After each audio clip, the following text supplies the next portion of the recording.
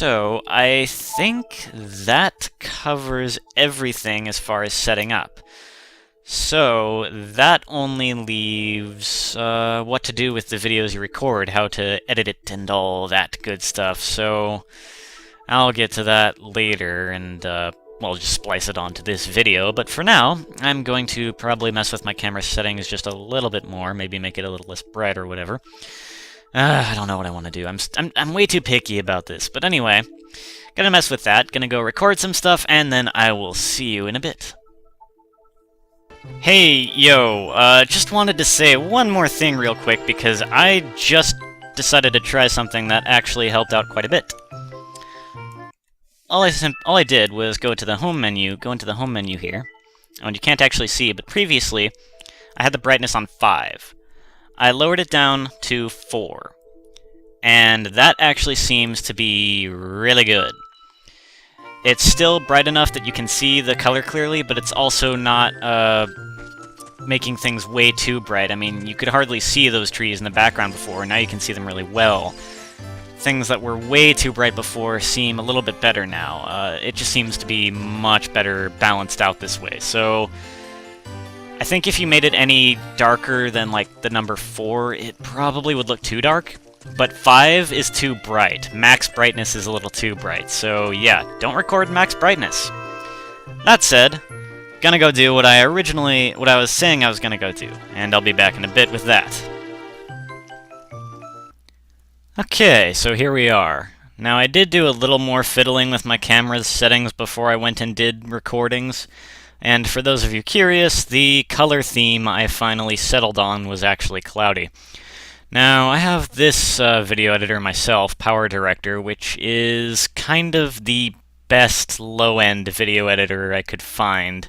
Like, a video editor that's not free, but is also not like $400 or $500. It cost me like 80 or something. So this one works pretty well for me for this stuff. Now, first we're going to put this in here. The video itself is very quiet, so we're going to turn it up as much as possible. And get this down here, and in trying to line it up, we probably want to make it quieter. The way you're going to be doing this is obviously going to vary depending on your video editor, but you get the general idea at least. Now let's take a listen here. See how far off it is.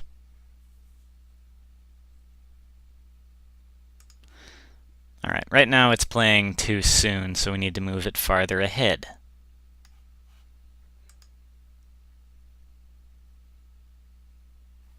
Darkness isn't evil. Darkness isn't That's way too much forward. I'm going to need to zoom in on the timeline here. And I may just cut to when I get it right. Darkness isn't evil, and it's not really what frightens anyone. Alright, so that's pretty close because it's all echoey, but I think I can get it better than that even if I move it just a smidge over.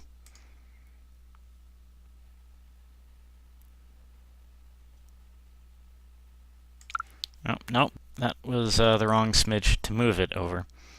I need to move it the other way. That should do it.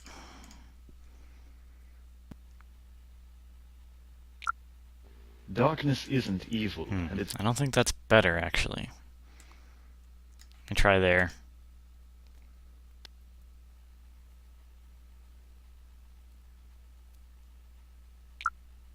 Darkness isn't evil, and it's not really what frightens anyone. What frightens people is what... Alright, I think that's the best it's going to get. So, that having been done, once you get your audio lined up, you simply move to where you want your video to start.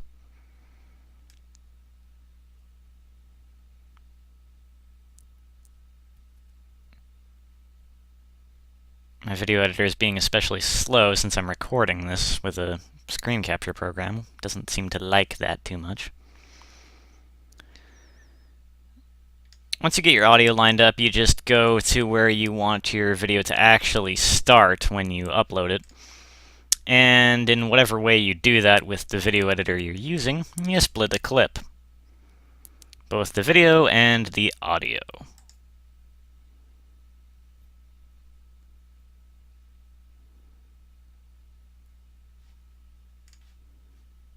And just get rid of the start here, ever so slowly.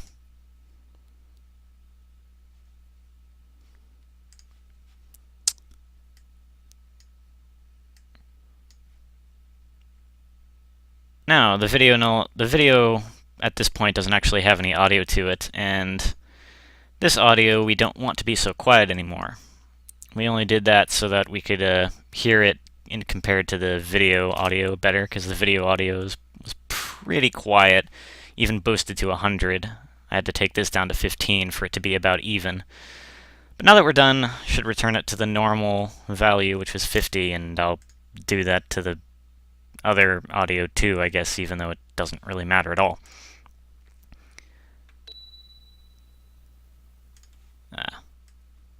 Cut that audio out there, because we don't want that sound out of nowhere.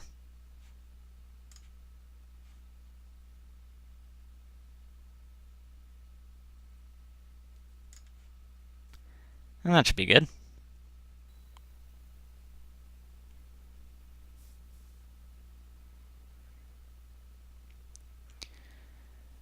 Now, we're not quite ready to save the video at this point, though. I keep, out of habit, talking like this is a tutorial instead of like what I decided, it just me explaining how I record it rather than making a tutorial.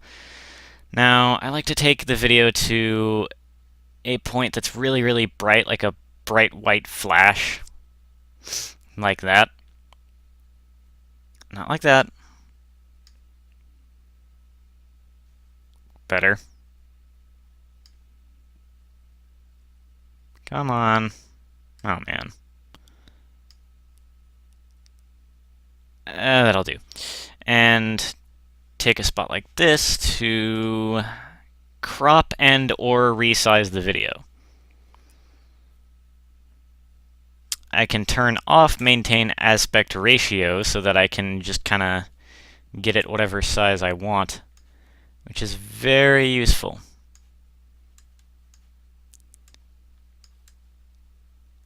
So I'm just going to stretch this until it takes up the whole thing,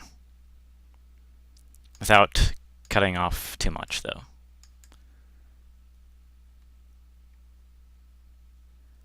Losing a little bit is going to be inevitable if I really want it to just not have any black screen stuff on the side there.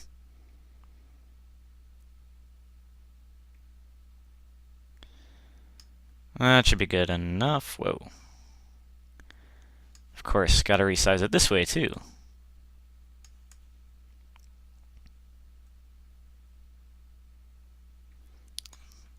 Gotta make it a little bigger. A little more.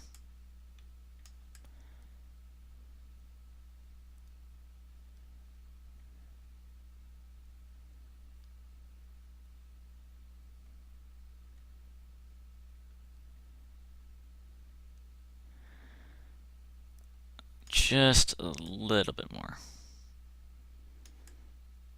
Though that may be cutting off too much. Just for the sake of, yeah. Well, there's a little bit here that's left, but that's probably good enough.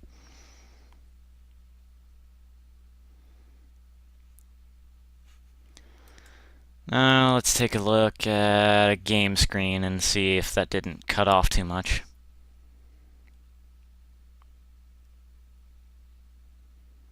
Maybe it did cut off too much. Let's see.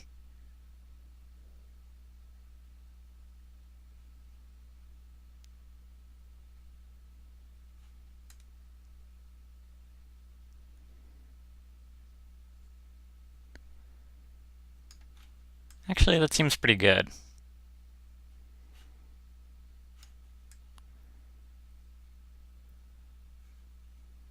You know what? I think that'll do fine. Oh wait, there's... How much did I cut off there? A little too much on the... I didn't realize how much was being cut off. Oh.